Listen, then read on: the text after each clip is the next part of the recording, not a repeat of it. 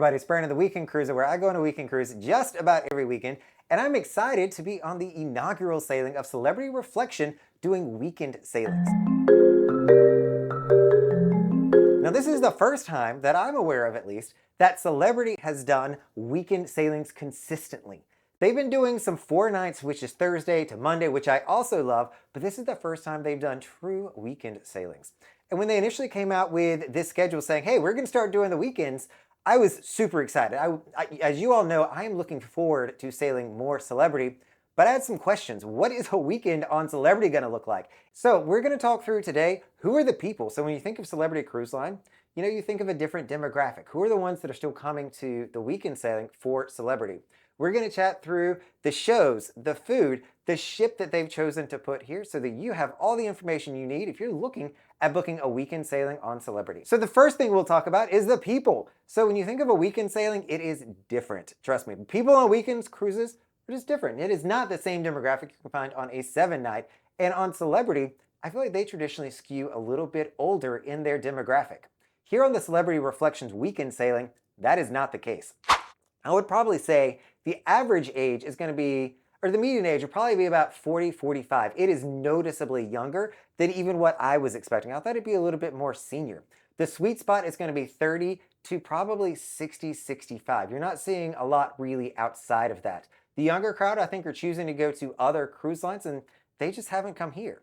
And when you think of children, it's interesting. This is the 3rd time that Celebrity is also called on Coco Cay. So you'd think with us going to Coco Cay, it might get a little bit or a few more children, but that's not been the case at all. I think I've seen maybe 5 on this ship. The ship itself is not designed for kids. And if a travel agent's out there, you're working with somebody, you just know that, bring kids on Celebrity for the most part. They're not banned. You can certainly do it. You just don't see them in large numbers here. Where I have seen more kids is the 2-year-old and under, the infant kind of range, which they don't need water slides or any kind of special entertainment here because they're just sleeping most of the day. So that I have seen a little bit and the parents can enjoy, but I've not seen really any kids between 2 and let's say 15. They're just not here for the most part. You're also going to find a lot of groups on this sailing. So it is a weekend, and weekends are perfect for a group cruise. So if you're celebrating something, there's a group of women on here celebrating, I think, a 50th high school anniversary or 50th birthday party. So you are seeing more groups here. The groups are different. You're not seeing the quinceañeras, the bar mitzvahs. You're not seeing the younger people's birthday parties on here like you do on other weekend sailings. You're seeing more senior groups, if you will, people in their 30s, 40s, 50s, and higher. Not necessarily the teens and the 20-year-olds that are here. When it comes to diversity on this cruise ship, when we think of the people that are here, Celebrity does a really good job of getting a following of the LGBTQ plus community. So those people are certainly here. When you think of ethnically diverse, so people of color, Latinos, you're not seeing as many of those on this sailing as I've seen on other weekends. Most of this, I think, is because I've been cruising out of Port Miami. And a weekend sailing reflects the people that live close to the port because we're driving over for a quick weekend cruise. We are not flying to go on a weekend, so it's going to look very similar to the neighborhood that the ship is sailing out of. Port Miami is just a more diverse port than Port Everglades or even Port Canaveral further north in Florida. But the biggest question most people has is, Brandon, is Celebrity doing booze cruises? And the answer to that is yes. Yes, they are. This is definitely still a booze cruise.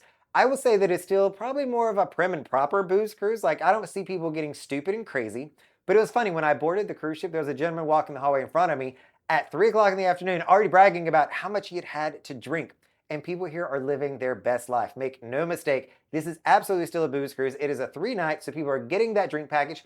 And we're calling on Coco Cay, where your drink package also works. So people are having a great time. They are definitely drinking up and enjoying themselves.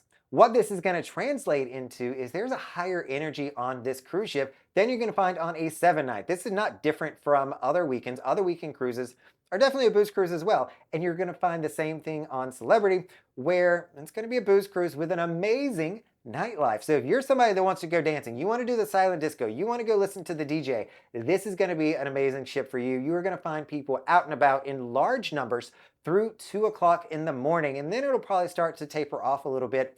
I even went upstairs to the white party on the open air deck the first night, and it was packed. It went from 10 until midnight, and people were out there the entire time. I even walked downstairs to the grand foyer, and they were doing a DJ party there, and it was also packed. So people here are bringing the energy and they're living their best life to enjoy all the nightlife experiences here on Celebrity Reflection.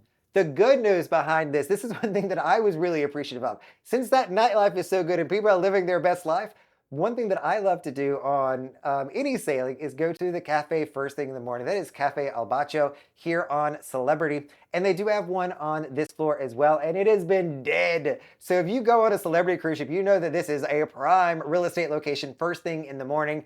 I think on my Asia cruise, even at 7 in the morning, the place was already starting to fill up. I've been there between 7 and 8:30 on this ship. It's been absolutely dead. There's been nobody there. You have to pick. They bring your drinks really quick. And so I am loving the fact that the nightlife is taking over. I wake up early and I can get my coffee with no headache whatsoever. So I've mentioned a few times too that this ship has gone to Coco Cay. One of the interesting things that you will note on Celebrity, and I don't know if this is going to stick around. I've got friends over on Royal Caribbean's Freedom of the Seas that was also in Coco Cay with us. And so we said, hey, let's see if the prices are the same. What are each of the different ships charging? And you know what?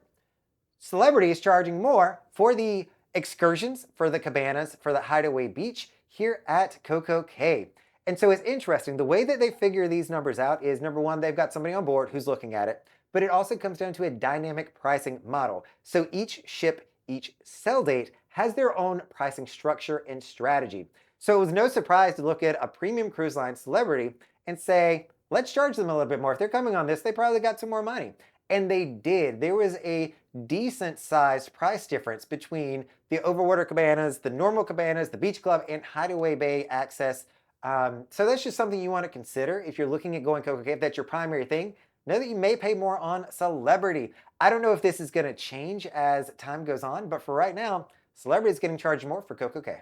The shows on board the Celebrity Reflection have been top notch so far. So I've seen one show from the theater, the singers and dancers. And I really enjoy that. I love a good singers and dancers performance. They are refreshing them on Celebrity, and so they feel a little bit more modern.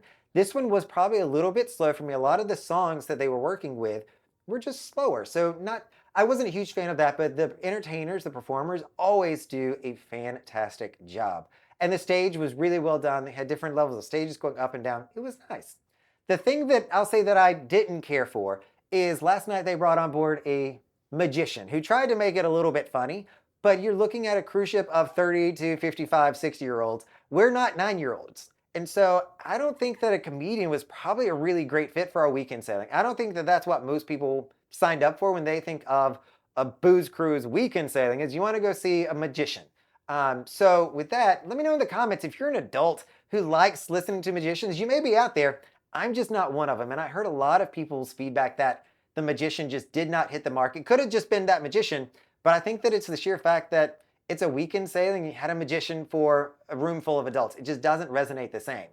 On the opposite end of that spectrum, they did luckily follow that show. So that was the 7 and 9 o'clock show. The 10:15 show was the adult comedian. They brought in somebody else apparently just to do one show. He might be here next cruise too, though. But he was hilarious. Everybody loved the adult comedian that went from 10:15 to a little after 11 o'clock. That was a really good time. And I go, that's what a weekend sailing needs is adult comedy. We're also going to have the magician, I think tonight, is also doing a hypnotist, they've told me. So he's going to be hypnotizing some people on stage. That might be a little bit more entertaining than the magician piece of it, but time will tell. And finally, the food. The food on Celebrity is the same on all the other Celebrity ships. So it is a premium cruise line, and the food is a step up. I am a huge fan of the main dining room on every Celebrity ship that I've been on. The food is good. The presentation is good. I enjoy going to the main dining room here on Celebrity, and that is no exception here on their weekend sailing on Celebrity Reflection. So if you are coming here, make sure that you are going to dinner in the main dining room. Do not skimp yourself. Go there, enjoy.